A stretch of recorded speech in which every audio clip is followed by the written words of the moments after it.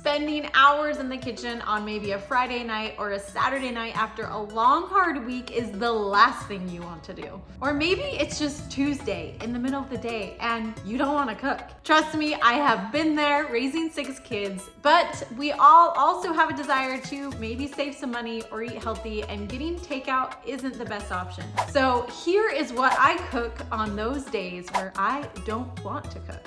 Now for lunch, I usually eat leftovers, but on those days where there's not any leftovers and maybe my kids aren't around so I don't need to make a full big lunch, what is it that I throw together without having to cook? It's this wrap. Let me show you.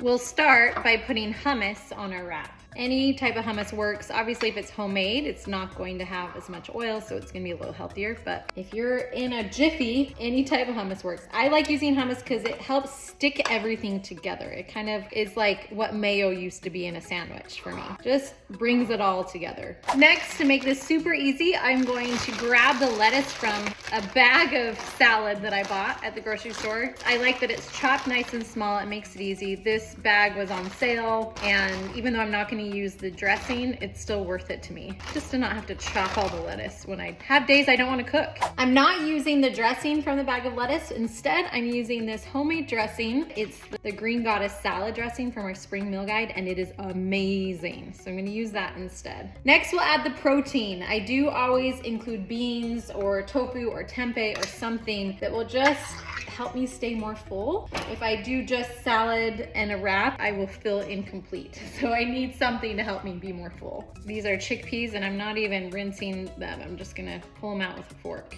Again, it's all about easy. Now, when it comes to making wraps, I have 2 rules to make this taste good. Not only do I need to add the beans and the lettuce and all of that, I need something sweet and I need something crunchy. And that's what makes it delicious. For sweet, I'm just going to tear up some dates. Just so in a couple of the bites, I have just a little bit of yummy sweetness. Sometimes I'll do dried cranberries instead. Any type of dried fruit works great here. And it will only take about 1 or 2 dates. You can cut these instead too if you would like. It will be a little prettier.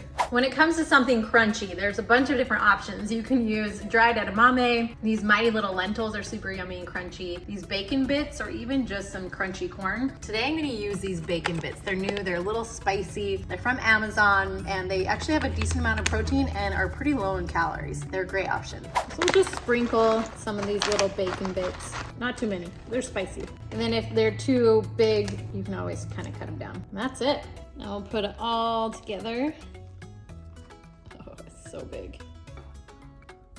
This is where I like having the hummus because it will stay closed and kind of stick together. Now you can definitely toast this just to warm it up. I'm too lazy for that, but you can put it on a pan, heat it up, both sides. That works too.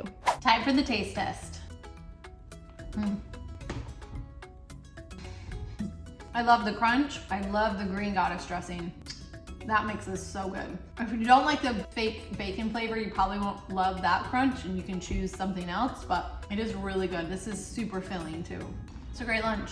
Now hear me out for this next super simple, no cook, easy meal. In the past, on the weekends, we used to get pizza. My kids would work really hard cleaning the house and would be rewarded with pizza. Trying to minimize how much pizza we were eating as a family, I came up with this solution. This is just as easy, just as delicious, but less expensive and marginally healthier for you. All you need is pasta sauce, some frozen green beans, and some frozen veggie meatballs. Afterwards, you'll dip it all with some bread. My kids love this meal because of the bread.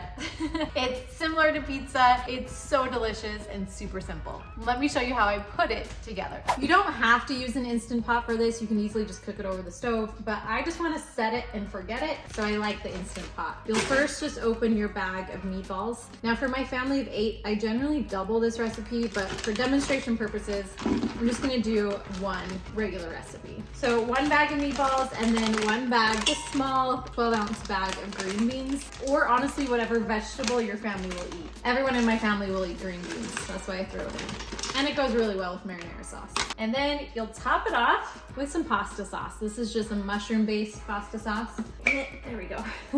And then use your discretion with how much you want to use. I'm just gonna throw all of it in there, make it kind of soupy, because then we can dip the bread in it afterwards. And that's why this is a great replacement for pizza, because with the bread and the pasta sauce, it's pretty similar to pizza. Then we'll cook it for 5 minutes.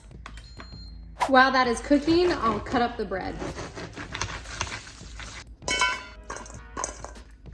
Hey, really quick, I have a free 1-week meal guide that you can check out below. You'll love it. I'll give you the shopping list, everything you need. Just sign up below and it's yours for free. All right, it is done. All you needed to do was just cook this until everything was warmed through. It didn't really need to be in the Instant Pot, so whatever's easiest for you. You can easily add more water if you want it to be more soupy too. My one warning is it did burn just a little bit on the bottom, so to add a little bit more water or even just cook it for 1 minute in the Instant Pot instead of 5. Let's dish it up. This is such a super simple and delicious meal. How easy, amazing. It's a perfect swap for pizza. And I would argue it's a little bit better for you too. Plus, who doesn't love bread? That meatball concoction is what I usually make on the weekends when I don't want to cook. On the weekdays, I go to sheet pan meals. Sheet pan meals are easy because you can just open the fridge, look in there and see what vegetable is about to go bad, chop it up, add some tofu, add some potatoes, and you have yourself a meal. My rule with sheet pan meals is the same as it was before going plant-based, and I try to add a protein, a veggie, and a starch. But instead of using chicken, I'll often use tofu or beans. Here's my go-to tofu recipe, as well as how I do those sheet pan meals. I'll first set the oven for 350. I was finally able to buy super firm tofu at a grocery store I ran into, and I love it because you don't have to press the tofu. So we'll chop this up right now. Okay, this is how I flavor my tofu. I do not follow a recipe, and I want to train you not to have to follow a recipe either. All you need to do is grab some soy sauce, just kind of sprinkle it over. You want every single bit of tofu to be covered. There's really no wrong way to do this. Then you can do whatever spices you want, but my go-to spices are going to be onion powder, and I'll just sprinkle it over, and garlic powder. Generally, that should be enough salt, but if you do like it a little salty, you can add some salt as well. I always use the light salt. I also like to add in some nutritional yeast. Just brings in a little bit more depth of flavor. Here's the secret sauce. Maple syrup. This is all very salty, which is yummy, don't get me wrong. But when you add just a little bit of sweetness to this, it like brings up the flavor. It makes this so good. I add about half as much of maple syrup as you added soy sauce. So just kind of keep that in mind. And then you just mix everything around. Again, you want everything covered. So we want all of the pieces to have some of that nutritional yeast and the garlic powder, onion powder. But you can see every piece has some flavor on it. That's how you know you've done enough. That looks perfect. Now you can choose to marinate this, chop up your other veggies, and then go back to cook this, or just cook it right away. Now here's my pan. You can spray the pan. I'm not even gonna do that. I'm just gonna pour this over. You can see the juice will come too, and then shake everything around so it's all evenly distributed. Perfect. I'm gonna place this in my oven that has been preheated at 350. Now here's my trick with tofu. I don't want to have to cook it for half an hour. And tofu, you don't even really need to cook it. It's safe to eat right away. So this is what I do instead. Once the oven is set to 350, I put it in, then I turn it off and put it on broil. Broil on high. And that will speed up the process and make it crunchy. It will draw out the extra liquid. It'll make it go by so much faster. But make sure you check on it every 5 minutes or so. Now, just like I like to speed up the process of cooking tofu, I like to speed up the process of cooking potatoes. So I actually first cook them in the microwave. I'll put them on a plate, put them in the microwave while I'm chopping the other veggies, just to get them cooking a little bit faster. For about 10 minutes. Now the veggies, for me, when I open up the fridge, the ones that were about to go bad, as you can tell, were the asparagus. So I'm just pulling them out, chopping off the bottoms, and then we'll season them up. These are really close to going bad. Okay, it's time to flavor these up. So we'll first add some nutritional yeast. I just like the flavor. If you don't like it, that's fine. Salt, onion powder, garlic powder. Have you noticed it's the same thing? Salt, onion powder, garlic powder, nutritional yeast. I use it on everything. Perfect. And that's it. And then we'll kind of mix it all around. Super yummy. Looks so good. Awesome. And then let's put that in the oven. I'm gonna put these in my second oven and then take the tofu out of the first. Potatoes have been in the microwave for about 10 minutes, and now I'm gonna prep them, put them in the oven. They're softened but not quite cooked yet, so I use my trusty chopper. Trusty chopper. Oh my gosh. Trusty chopper. to cut them down nice and small. And by the time I'm done with doing this, the tofu will be done and we can switch it out. Okay, now I have my potatoes. I'm gonna add some salt, some garlic powder, onion powder, and then you can use anything else. I also, when I cook potatoes, like to use thyme, oregano, rosemary, as well as nutritional yeast. Here's the rosemary and thyme. I like that they're already kind of cooked, so it absorbs the flavor really easy. All right, and now let's take out the tofu. Perfect, perfect, perfect.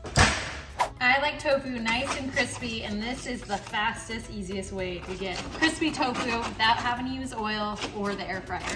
Now we'll put the potatoes in, and it's actually still on broil. We're gonna keep it on broil for a little bit and just check on it. Again, I wanna make dinner as fast as possible. Okay, everything is now done. And my house smells amazing. Smells like rosemary. Now I have a big family, so I have lots of sheet pans for this sheet pan meal. But as you can tell, this should feed all of us. These potatoes are awesome. My kids will love them with ketchup.